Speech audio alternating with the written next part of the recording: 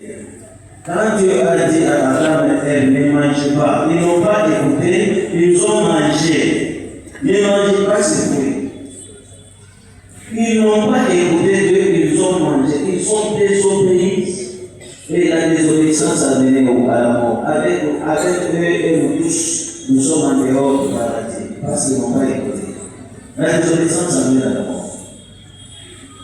Tout ce que les enseignants vous disent là-bas en classe, si vous n'écoutez pas, l'enseignant ne propose pas de mettre à la porte. La désobéissance amène à la mort, l'obéissance amène à la vie. L'obéissance c'est la même chose qu'écouter. On te dit tu écoutes, tu pratiques, c'est l'obéissance. On te dit tu n'écoutes pas, tu pratiques pas, c'est la désobéissance. Et ça va t'amener à la mort.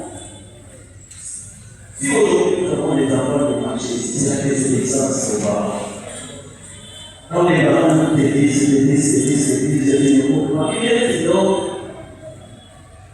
allez, va te débrouiller. La désobéissance amène à la mort. Vous avez les règlements scolaires.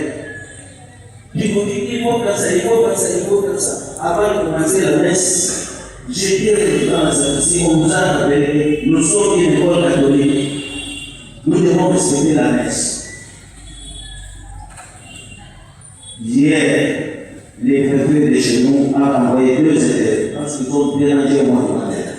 Définitivement, chez nous, on ne peut pas tolérer ça. On parle de votre matin, on se parle. Tout le monde est seul dans la maison. Pas parler dans vos parties. Voilà, la désobéissance amène, vous avez les règlements. La désobéissance amène à l'amour, l'obéissance amène à la vie. Quand quelqu'un obéit à sa place, et à l'école, et en famille, et partout, même dans la société, même les professeurs qui vont aller là-bas, ils ont leurs règlements.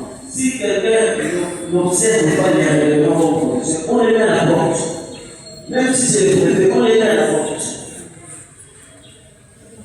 Parce que la désobéissance amène à l'amour, l'obéissance dans la vie. L'obéissance dans la vie. C'est pourquoi Jésus commence par leur dire écoutez, pour qu'ils puissent comprendre ce qu'il dit et qu'ils puissent mettre en pratique. Il peut se commencer l'histoire, voilà, il y avait un propriétaire de la ville, alors il voulait partir en projet, il a pris sa ligne, il a loué, il a amené les serviteurs, on a commencé par jouer au plus d'un, le deuxième, le troisième, il y en avait encore une fois, il amène son fils, il pouvait commencer comme ça sur l'histoire. Mais il a insisté sur l'essence de l'écoute pour dire que ce que je suis en train de vous dire, vous devez bien comprendre ça et mettre en pratique, sinon ça va vous amener à la mort. Shalom. Voilà les histoires. Les propriétaires de la ville, c'est Dieu. Dieu a sa vie. Il plante les arbres. Il sable les arbres. Il met la couture pour que ça soit protégé. Il met la tour. La tour, c'est là où le meilleur reste pour regarder si un moyen de venir. Dans les films de voir le militaire qui marche au-dessus là, en train de regarder pour demander les mots de l'enseignant des mots. On appelle ça aussi la tour. Pour le contrôle. Pour protéger sa vie. Il prend sa vie, il donne au vigneron. Le vigneron de fois c'est bon. Il dit, essaie de regarder, c'est ma vie.